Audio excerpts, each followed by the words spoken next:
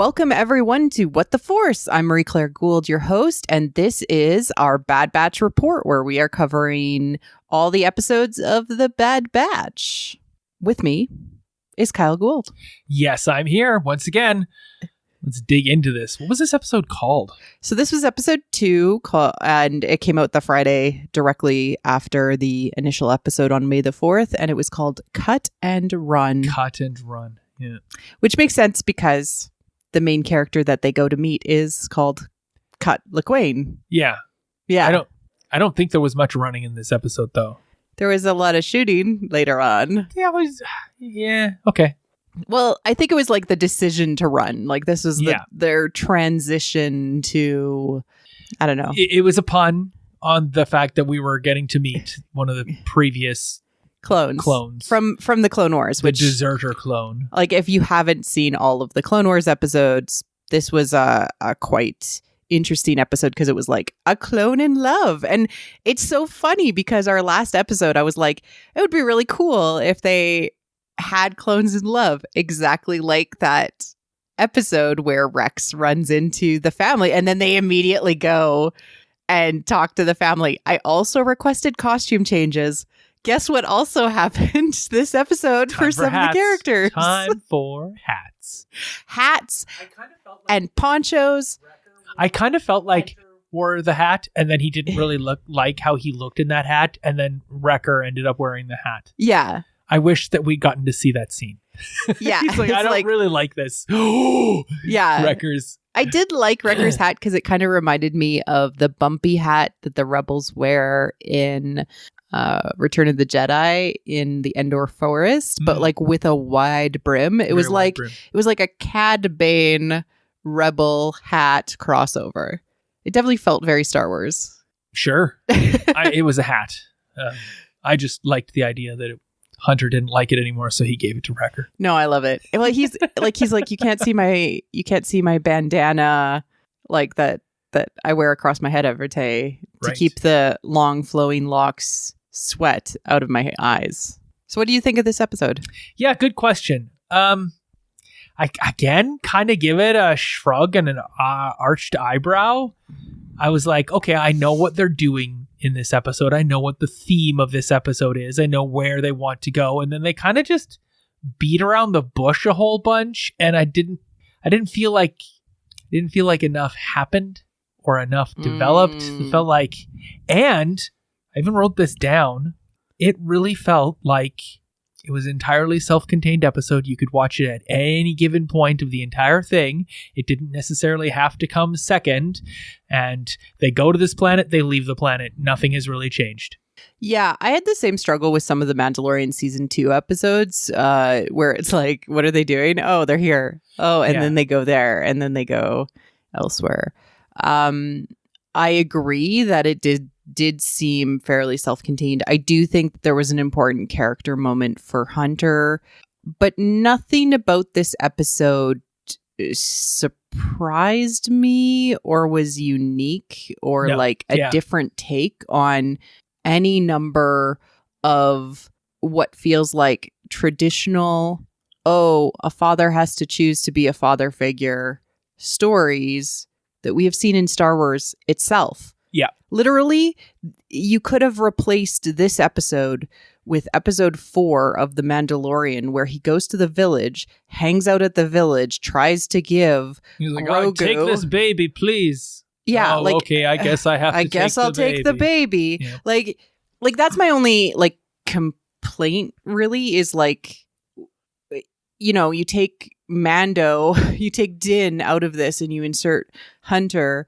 and you take Grogu out of it and you replace Omega. And it's like, that's the exact same story as we got, like from a structure perspective. That all being said, repetitive storytelling is something Star Wars does. Right. General impression, general theme for me is I'm still kind of shrugging. Mm-hmm. Like nothing has surprised you or been like, oh, there's the spark of I have not been sparked. The animation is gorgeous. Like even if you compare like those Clone Wars episodes where you saw Cut and his family, and the kids grew up so cute. Like they've grown up, and like, you know, Sue, like the enhancements to what she's wearing and all sorts of cool stuff, and the house and all the surrounding area. The Nexu, which is the cat-like creature that's kind of stalking them throughout the episode. Yeah. So the cinematics, the animation is delightful. And on top of that, you have this beautiful soundscape. Like anytime people are walking or talking, you can see, like, there's depth, there's breadth. It's in 3 dimensions. It's just wonderful the whole way through. And then on top of that, you have this beautiful music that's just, you know, I commented on it when we watched Clone Wars last season there, just how good the music has gotten. Yeah, Kevin Kainai it's comparable here. The problem is that the music flourishes, the music swells, and I'm like, I'm not feeling it. Yeah, I mean, John Williams did a lot of heavy lifting in some of the movies too. Well, I'm just not feeling it story-wise. Yeah. Right? Like, they have all of the trappings, and then they're coming out on stage, and they're not bringing drama. Well, there's no conflict, exactly. Right? There's no struggle. And the conflict is all there because they have left. It was almost there. Well, that one clone almost recognized Cut, but then he didn't. Then they're limited by time, but the drama dominoes or pieces are being put into place because they all look like all of these other clones that are across the galaxy. This is probably foreshadowing, like, you're almost recognized, but you're not. And then they will have to deal with the Crosshair situation, but it's probably going to be a mid-season or a late season struggle that they're going to be dealing with. Yeah, I'm fine with that. Yeah. But you have 22 minutes to tell a story, and there was a lot of wasted time in this episode. So there were 14 scenes in a 22-minute episode. And I was combining some moments that were, you know, okay, it's outside, but also inside at the same time because the group had been split up. And I wasn't so sure that they really needed this split up. Now, what would they have done differently? I don't know. I don't really think we need to go down that path. But the plan then they made a plan to rescue the people, and then it seemed like they needed a plan to rescue the plan. Yeah. And that's just way too convoluted and messed up just to make sure that Omega ends up with the group at the end of the day. The beats that they had to make sure, I think, as they were like structurally planning this episode, that they wanted to make sure that they were hitting were that Hunter was like, I'm not a good father. And so they put Omega in some sort of danger situation, or I will not be worthy as a father or a parent, right? Like they are like, we have to prove this. And then he decides to accept the call. And I've named it on my piece of paper, rejection of the call, because it's like exactly what you get in the hero's journey. But if you add on the word father and the end of it, it is such a common story in Star Wars now. Well, I mean, all of those people making Star Wars are fathers now. I know. That's part of it. There's so much going on in this episode. And what is it really doing? And they just seem to be treading water. Because at the end of the episode, nothing has really changed. Except they just wanted Hunter to accept what was going to be, I think. Right. That's it. But there are different ways they could have done that. Exactly. So there's a couple of things as well I had questions about. Where are they going to go now? I was perfectly fine with having no idea where they were going. And then they just kind of showed up because it was like a nice reveal. Oh, we went to see Cut. That's kind of cool. I liked that because it was a nice reveal. Yeah. But I don't really want that for every episode. I would like them to have led up to say, this is where we're going to go next. But now I'm starting to feel like, is this an episodic show? Because this shouldn't be an episodic show. You can watch it at any point, right? Like how they always talked about how Clone Wars could be watched. Any of the little series pieces could be watched interchangeably. They're not required to watch one to the next.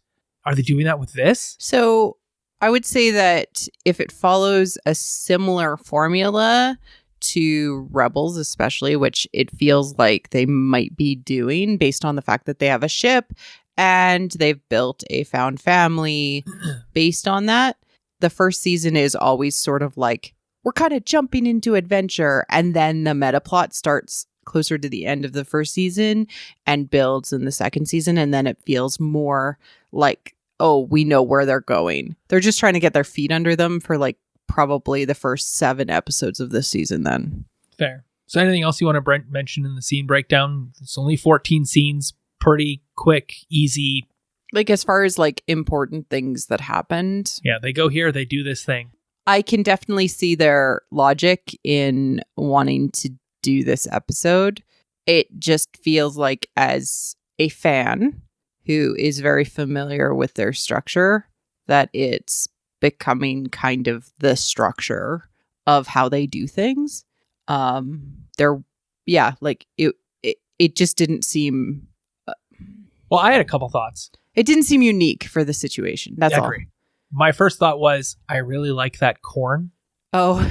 And I'm kind of upset that we didn't get to see them eat it. Because why would you spend so much time showing it to us, and then it's behind a fence, and the reason the fence is there is not to keep vermin or what out, it's to keep that cat out of their lives. That made perfect sense to me. Yeah. And the cat, for those who probably recognized it, is the thing that clawed open the back of Padme Amidala in Attack of the Clones. And I recognized it immediately, and then had to hunt around looking for what it was called. Emaciated a little bit, or scraggly. I think it was like a juvenile. Yeah, I don't know. The animation made it look like maybe it was hungry or a little scraggly. So I really liked the cat. I like the cat. I wish we'd eaten the corn, because I would have liked to have seen that. You spent so much time with us amongst the corn. Why isn't there a meal? You're sending them to a farmhouse and then they don't get a meal? Yeah. There should have been a meal. It feels like Sue would have fed them. I feel like Wrecker would have been sitting there and eating everything in sight with a giant mound of food, and Tech is eating it quietly, and Echo's not really eating anything because he probably just has to have a nutrient packet or something, because and plug into like a battery and recharge. Yeah. Are your solar generators fully charged? I need to top off, sort of thing. Yeah. So I was upset there. And then my other thing that I both liked and didn't like about the episode was the magnetic lock on the ship. I thought that was a great tool to give us tension and give us delay. But then Echo spent so much time trying to disable the lock, and then they never really gave us any clue as to why Echo couldn't do it. It just seemed like he was incompetent. That doesn't sound right. Like, there should have been something, or at least a line thrown in there that said, like, there's a strange firewall on this and I have to break through. Or they've changed their technology. Or something. Instead, it's just, I'm still working on it. And Tech's like, shouldn't take you this long. Yeah. Wow, okay. Yeah. Tech is awesome. Echo is ineffective. That sat poorly with me as a decision, because I would have liked to have seen Echo shine. And he did not get to. Yeah, people are going to find their favorites, I think. Okay, so my overall thoughts of the episode, now that I've had a discussion with you, is that I still think it was successful in what it did, and I enjoyed it while I was watching. Right. I think I laughed a lot because my bar is very, very low for Star Wars. Is it good? Is it entertaining? Does it make me feel something? And yeah, I got a lot of the feels out of, especially the Omega and Hunter story, which was the key story, and that the fact that she really didn't want to be left behind, and that was why she was hiding on the ship and stuff like that. Well, if we're talking about characters, I think this episode is entirely to say, I feel like it's kind of like Steak. We've kind of gotten used to this kind of standard fare that we expect out of a Star Wars story that is aimed at a certain age group, and it is certainly aimed at a specific age group that is very similar to Rebels. I think it is pulling on the found family tropes, it's pulling on the adopted father tropes, and it is doing it in the exact same way that The Mandalorian did. So that's where I struggle, which is what is this show telling us that is unique and different? And I still don't know that. Other than now it's a dad and 3 uncles, or maybe Wrecker is like Omega's little brother. I don't know. Like, what are they trying to get at? And I'm still struggling with that, to say, like, what is unique and why is this story the story that they chose to tell? But yeah, the characters themselves did experience some changes. So let's go into that. Sure. Yeah. The characters that I really wanted to talk about this episode were Omega, because I think they kept asking her the same question over and over and over again. And I think that that's going to be illuminated at some point here. And I think it'll have to be relevant to the overarching story. It better be good, though, because they asked this question of her 3 times this episode. What's your purpose? Yeah. And I read a couple of articles. I'm not really interested in recapping them. They had a lot to say about other youths like Ezra and Kaz and Omega and their general knowledge, but we got a lot of Omega's perspective in this episode. Yeah, and that she wasn't used to being a child, and she wasn't used to experiencing the outside world. Yeah. Yeah. A good friend of us, Allie Andrews, posted the similarities between Omega and Rapunzel leaving her tower from the Tangled movie. And it's very similar. Like, I'm going to touch the grass. I'm going to run around. I'm free. Woo. And then being able to experience youth. Yeah.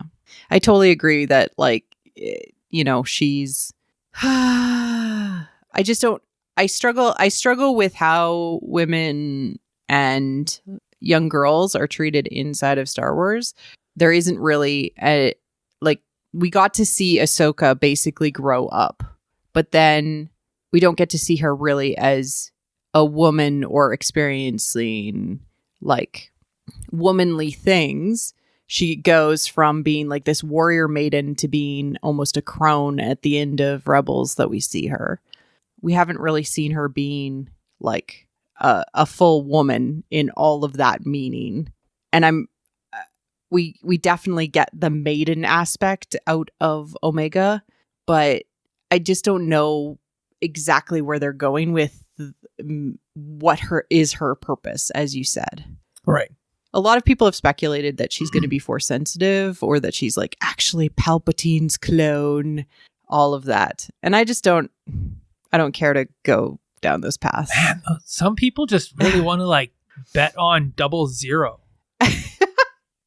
Yeah.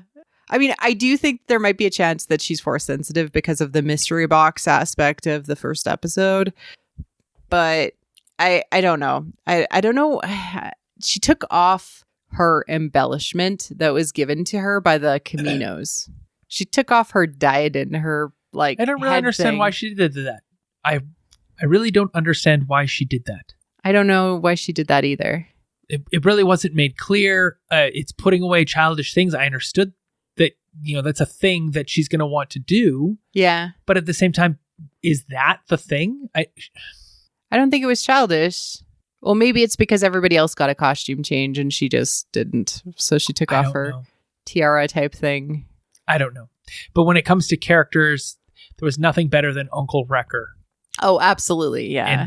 In this episode. Once again, he steals the show every single time he gets a chance to speak. Yeah. He's caught because he's a breath of fresh air and he's happy to be there, right? Like everybody else is like depressed or sad or grumpy. So grumpy. Tech is grumpy. Echo's grumpy. Hunter is the weight of the world is upon his shoulders. Because I'm the leader. I mean, kudos to them though. Like they have made me really care and feel for a guy who has a skull tattoo across half of his face. Yes, absolutely. Like, let's just recognize how intimidating that is when you look up at the bar and some guy with half a skull tattoo walks into the bar, and yet I'm still empathizing with Hunter and I'm still feeling Hunter and I still kind of can get into his shoes, even though I would never get half of a skull tattooed on my face. Yeah, and he does seem like a good person, even though, though appearances, right? Yeah. He has half a skull tattooed on his face. I feel like it's a John Mulaney skit now. Yeah. There's a horse in the hospital. it definitely felt like, this was her call to adventure / entering the gateway, right? She's in the real world. She is experiencing the real world. And this is about her growth as much as anything else. And yeah, she could stick with the safe choice of sticking with Cut and Sue and their kids. She didn't even know that was a choice. No, she was never given a choice. Yeah. But when kind of forced into it, she's like, no, I make my choice. And she goes back to the Bad Batch. Yeah. But also, she saves the day. I know. They recognize that her little hands fit in places that their big hands don't. Yep. There's a metaphor in there somewhere. Her little hands have worked their way into the crevices of their hearts. Right. Yeah. Yeah. That too. I also get the feeling that she's one of them. Yes. Right? This isn't even found family. This is actual family. Yeah, they are of the same. They're all genetically related. They're all genetically disposed towards the protection and cherishing of each other. They were built that way. Exactly. Yeah, and it is something that they have covered in past Clone Wars episodes, that they are all part of what makes them stronger is that they all look out for each other and they all treat each other as brothers, and that there is that familial and psychological connection, and they all kind of think alike too. And they all have a predisposition to saving the day. Yep. That's all I got for characters for this episode. Do you have any others? Yeah, I do think that, what I talked about before, that when they were planning out this episode, they were like, okay, so we need to have this moment where Hunter is like, no, I'm not going to be a good father. And then Omega convinces him that it doesn't really matter and that she wants to be with them no matter what. And that he has to go along with it as well. But again, my comment is that if anybody is watching this show and also watched The Mandalorian, which is highly likely, it is the exact same story they told in the first season of The Mandalorian. So, I don't know. Just feels a little redone. Yeah. That's all. It's important for Hunter, and he's always been the leader. So, I think it would have been a different choice if him being the leader and a different person took on the role of father. Fair. It would have been an interesting choice. But now everything rests on Hunter's shoulders as dad and leader. Which, that's a lot. And commentary wise, they would never do that to a mother. The mother would either leave or send her child away, at least in a storytelling perspective, from what I've seen in Star Wars. So, interesting. Don't mothers die to save their kids? Isn't that the other? Or they give up trope on their power like Leia did because their son was in trouble. So I don't know. It just feels like they have a problem with moms in Star Wars. Well, no one in this episode has one, so it's not really a big deal because none of these characters have dads either. Nope. So yeah, they're just all immaculately conceived through science. Kaminoans, chief medical officers, and prime ministers as their parents. So, and the legacy of Jango Fett and looking like him, which isn't even really a legacy anymore. It's more like they influenced Jango Fett rather than Jango Fett influencing them at this point, considering there's just so many of them. There's so many more. It came out in Mandalorian season 2 and the legacy of Jango Fett. And how Boba Fett views that legacy. Yep. That was important. I don't know that they'll call on that at all in this because it's a different story. It's about the clones and the experience of being one of many million. Exactly. Who are all being controlled and have had their who you look like a little bit taken away from them. I have a question though. Sure. Why wasn't Cut triggered by the chip? Well, Rex had visited him and maybe he never heard the order. He has to hear the order in order for it to... Oh, you have to hear execute Order 66 from Palpatine to have it execute. From Palpatine? From Palpatine. That was really, really important. Oh, okay. Yeah. And then some of the clones are defective. He was able to fight off the control before and actually leave the army and desert. We've covered that for So, Rex. Yeah. But this was Cut that's able to do that, or? I mean, I think that Cut probably also, like, the chip wasn't working as well for him and he was able to desert in the first place. Yeah, he deserted in the first place, and then Order 66 happened. So it's probably just that the chip wasn't working for him in general. Or he hasn't heard execute Order 66. Yeah, maybe. But Rex did tell him about it, so maybe he's already planned his surgery to remove the chip. Cool. It was something that this is occurred my speculation to me during it that I was kind of puzzled by and would have liked an explanation about, but it wasn't overly necessary. Yeah, no, I don't. Especially I can hand wave and be like, these all of the reasons that could make sense that he doesn't. Yeah, especially if Cut's his thing. Just one episode, we don't get more Cut, which would be weird. I would be upset because it was neat seeing her play with the kids, and I would like to see more of that. Kids playing with kids, yeah. That was also something that happened in that Mandalorian episode 4. Yep. Oh man, if they make her a Force user. I never even considered that she was a Force user, so I wouldn't go there. I don't think that I hope they don't, personally. But again, there's this mystery box that was like laid out by the Prime Minister and the Chief Medical. Mystery box? Is that just a metaphor for we want to know what her purpose is and why she's a special defective clone? No, it was just how they worded the O and Omega. So at the end of episode 1, it's not an actual box. No. Okay, that's all I was asking. Sorry, I hate to use the J.J. Abramsism, but it is like they've established that there is a mystery surrounding Omega, and they've repetitively told us that, but that was established in episode 1. And episode 1 was like, Omega has escaped as well.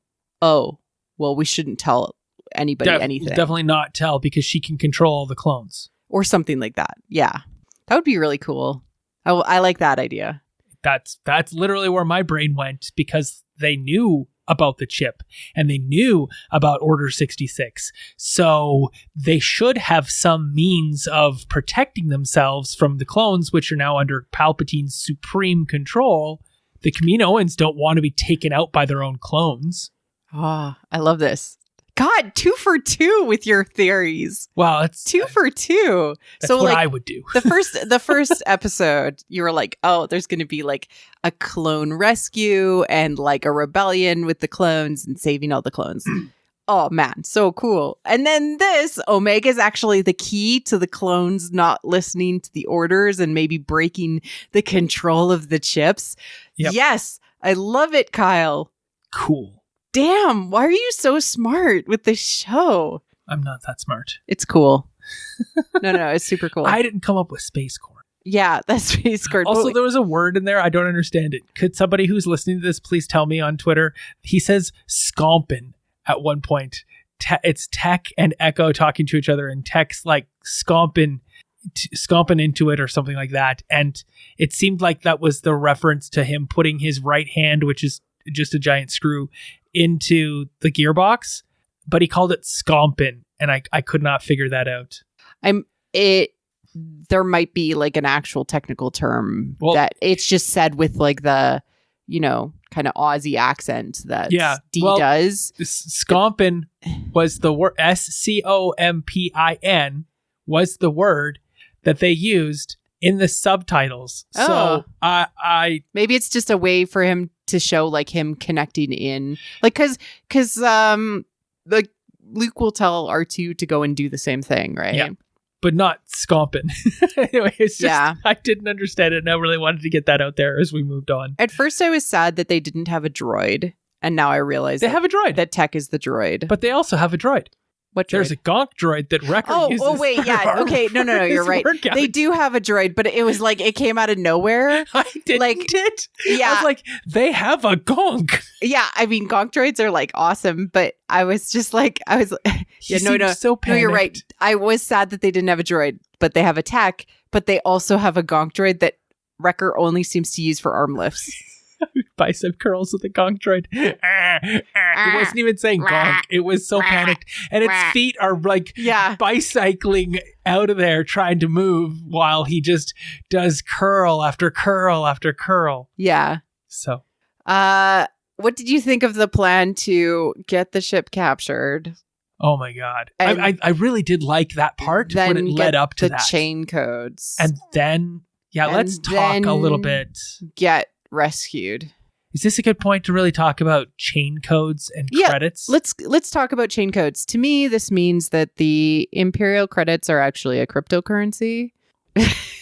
So I think that cryptocurrencies and their rise has influenced Star Wars. Yeah, I think so. It's fascinating. However, chain codes in this instance is not necessarily like cryptocurrency connected. I think everything already is a cryptocurrency, or yeah. Then that would be getting into what is a cryptocurrency. And I definitely don't think Star Wars credits are a cryptocurrency. I was just joking. Because I don't think you can mine them the way they you need a code basically to unlock your purse, your wallet with a cryptocurrency. It's what unlocks the money. And there's been many instances of especially people who had Bitcoin who lost the code and then they could no longer access that Bitcoin. The code is the money. Yeah, the code is the money, yeah. You have to bear recognition to the fact that the piece of paper that has the 20 on it and that serial number is the same as that code. And if you lose the piece of paper with the serial number on it, you don't have that $20. Exactly. If you lose the code, you no longer have that $20. I do think that the chain codes are related to identification. Absolutely. Chain codes. And chain codes have been around for a while in Star Wars. Well, would you like a history of credits in Star Wars? Okay. Would that be helpful? Would you like to hear? I mean, I don't think that I've ever thought about it. So yeah, you always do the research. It's so funny. I'm like we play Star Wars Trivial Pursuit. I'll kick your butt, but you're like, I'm going to come to this podcast prepared, and I respect that. So they seemed to make a big deal about credits in this episode in a way that was like, well, that's important. Interesting. And they haven't really talked about money and how money is traded hands. I mean, a little bit in The Phantom Menace. Yes. Right? With Republic credits. And then it's like, I need something more real. Yeah. That is pulling true to a lot of stuff that was written between the first three movies and The Phantom Menace.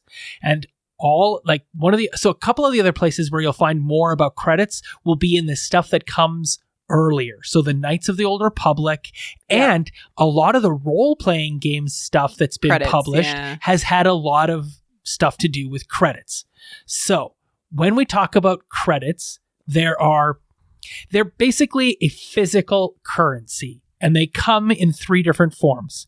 They come in credit chips or sticks, which are synonymous very much. There are also metal ingots that are also considered to be credit, like a certain amount of credit. And then there's also these cubes that have been used on occasion that are essentially like a cred chip, but it is a full cube. So principally, everything is devolved to these credit chips or credit sticks, which are all about the same size. They're like 4 large SD cards together, and they have some number of lines on them, and some of them have patterns and the like.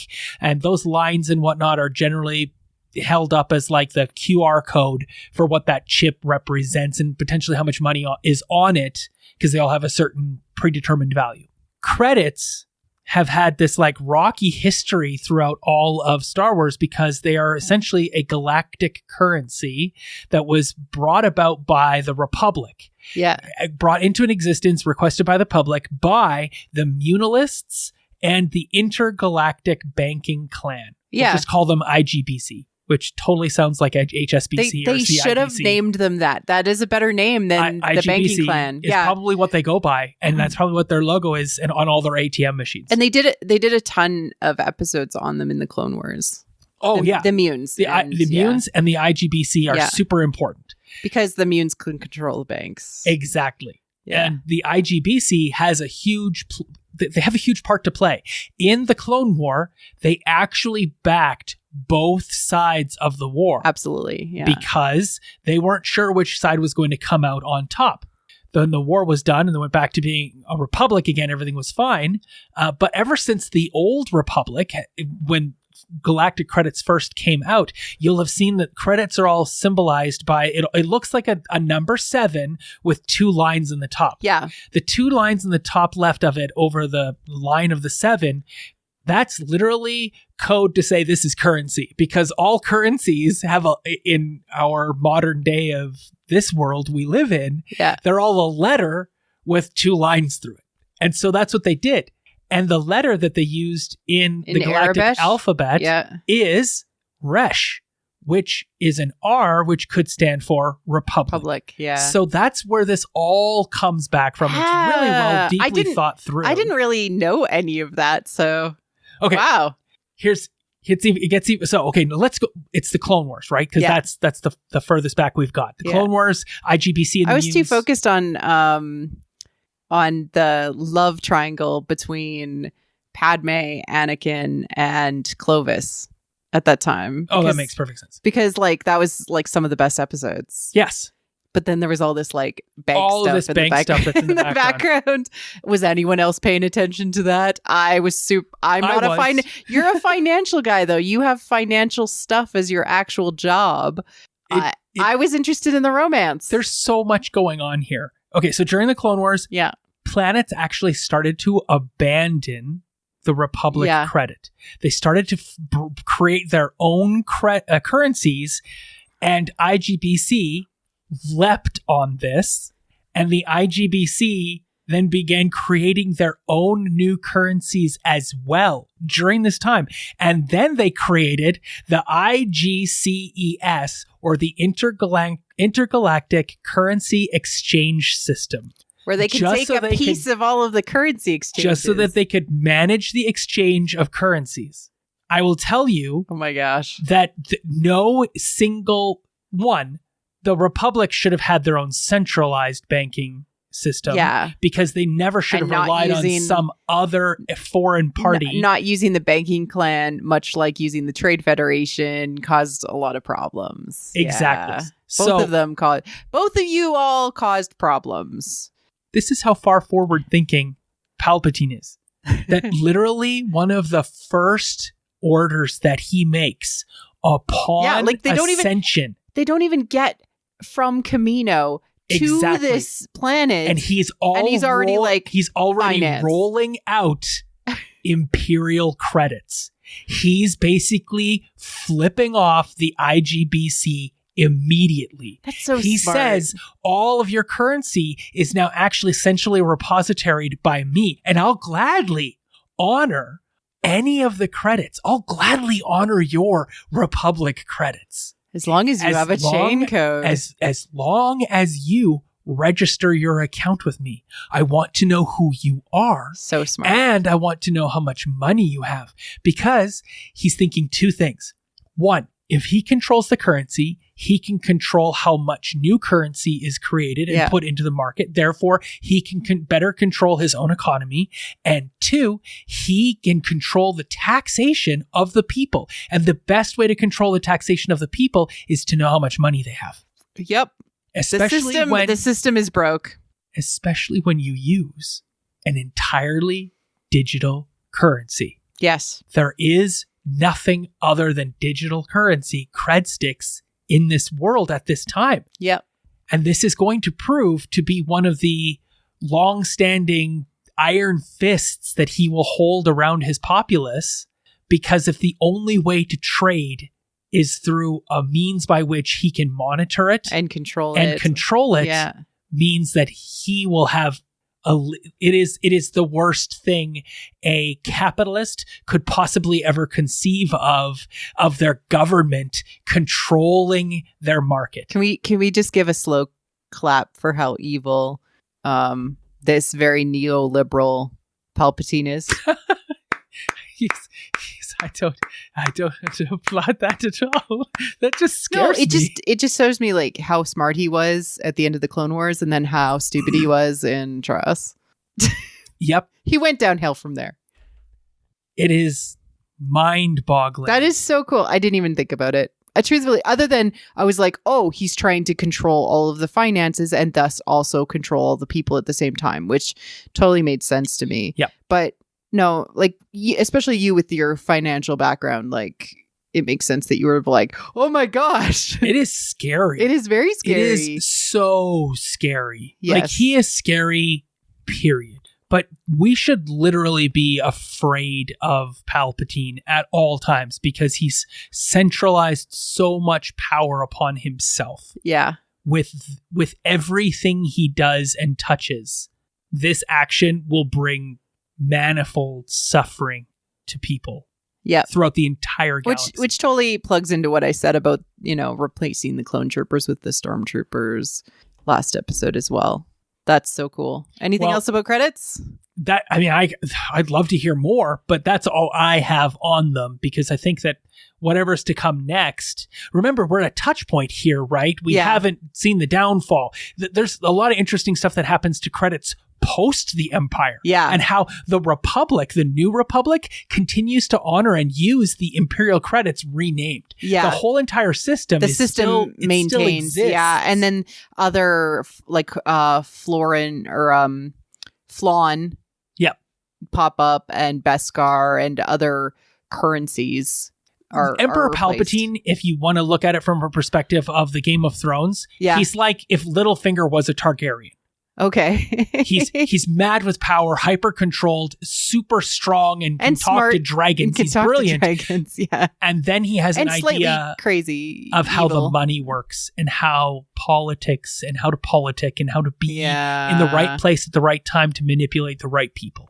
That was an excellent segue into the writer of this episode. Yes. Which was Gersimrin Sandhu, who is most well known for being a staff writer on the last season of Game of Thrones, and before that, an assistant writer. And she also has won several awards for her directorial shorts. And on her website, it actually says that she is going to be co-producing a Disney Plus show. But there isn't actually that much out there about her. No, not at all. I could not find much about them at all. I couldn't even figure out what Gersimrin's gender was, because that was not a name I was familiar with in English.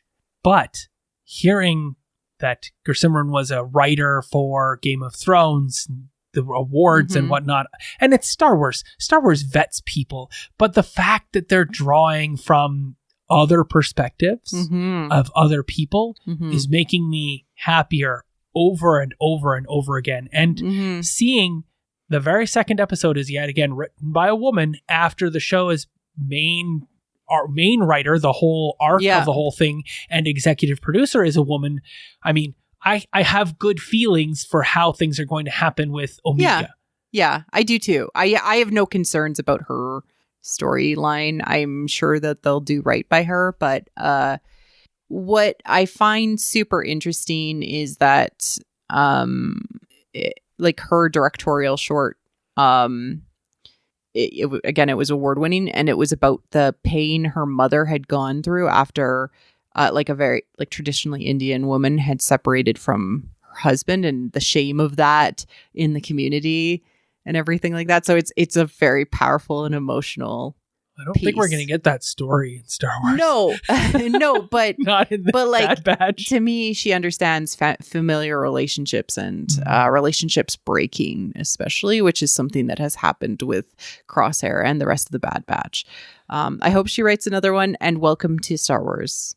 We look forward to seeing what you're going to be producing for Disney Plus. I hope that she has a greater voice in the story room.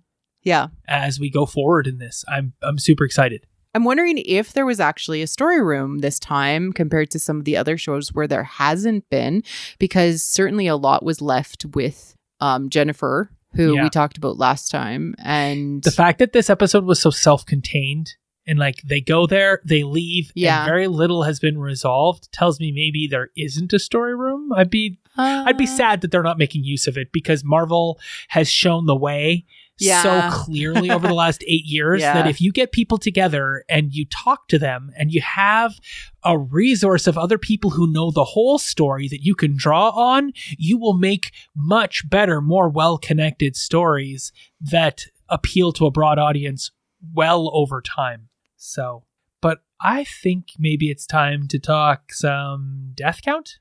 Yeah, let's talk about death count. There wasn't any. What? No one died in this episode. The kitty cat, the Nexu, does not die. There wasn't even any space corn that was harmed in the production of this show. So there's no Nexu death. The shootout where I thought that might occur, they're all just stunned. Every single one of the clones, they get stunned. They don't get shot. I mean, it's already changing significantly from the Clone Wars then, right? Yeah, because absolutely. I don't think that the Bad Batch necessarily wants to kill their own brothers, which leans more into your theory that they'll find a way to save people. Droids kill clones and clones kill droids, but clones don't kill clones. Except for a few episodes in the Clone Wars. Well, yes, but those were dark times. Exactly. I did want to shout out to Stuart Lee, who directed this episode. He has directed tons of Clone Wars episodes and tons of Rebels episodes, so he's like a veteran director within Lucasfilm, and it's interesting. But also at the same time, you've directed a ton already. Maybe start thinking about, why not a scene with them eating some space corn? Yeah. Why not? Like, put them in new perspectives and new angles here, please, because it did kind of feel run of the mill. Again, yes, it did, but it did feel like the traditional thing. So if that's what they were going for, to kind of give a sense of familiarity, maybe that's what they're going for, is to just try to establish like, this is where we're at. And then we're going to go off on our own adventure. And that's fine, because I feel like it executed what it was very well. But again, I've seen it a lot. So absolutely. Yeah. Anything else? Oh, all right. So we've gone through the episode. Anything else that you wanted to make sure to bring up? Nope. I've crossed off every single note I've taken on this episode. It's a 22-minute long episode, and we've really covered a lot of the depth and the breadth of this episode. I'd like to see some more character development from our Bad Batch, but I've been saying that for a while now. Ever since Clone Wars. Yeah. So. Yeah, I think they just need some time to get there, and I'm willing to give them time and space to do that. Yeah. My last note was, so where to now? Exactly. Off to adventure. I think they will run into Rex probably soon in the next couple of episodes, or if not next episode, because they'll need direction, because they seem very directionless. They'll need direction. Direction, yes. And anytime Rex shows up on screen, especially Clone Wars Rex, I make kind of a weird noise. Yeah, your heart flutter. It's like I have hearts in my eyes. Yeah. Because he is one of my favorite characters. So looking forward to seeing Rex on screen, which will definitely happen. But for you, was this Sad Batch or Bad Batch? And just for the audience listening, that means that we're going to try to make a rhyme with the Bad Batch with replacing the first letter of bad with some other letter. I'm excited about and mine. How you feel Yeah. about the episode. How do you feel? I've broken it once again. It was neither Sad Batch or Bad Batch for me. It was Bad Catch. A bad catch. Because literally that's what led to all the drama with the Nexu in the first place. And I feel like there was a really well thrown ball that they just failed to grab. You're so funny. Stop breaking the rules. No, it's fine. It's fine. If you can change the batch part, I feel like that was fair game. So yeah. You're bad catch. That's good. So I'm going to say that this was Dad Batch because of Hunter's acceptance of his dad role. Nice. Well done. That's where we're at. So we have Bad Catch as an explanation for the episode and Dad Batch. Yeah. They really should just rename all the episodes to these titles. I mean, we're brilliant. Yeah. Disney, we're available. Well, we think we're brilliant. We hope you think so too. Hit us up on all of our social medias, though they're in the liner notes. And we would love to chat with you there. And if not, how about next week? Same time? Same channel? Same time, same channel. We do like to thank all of you for coming with us on this adventure.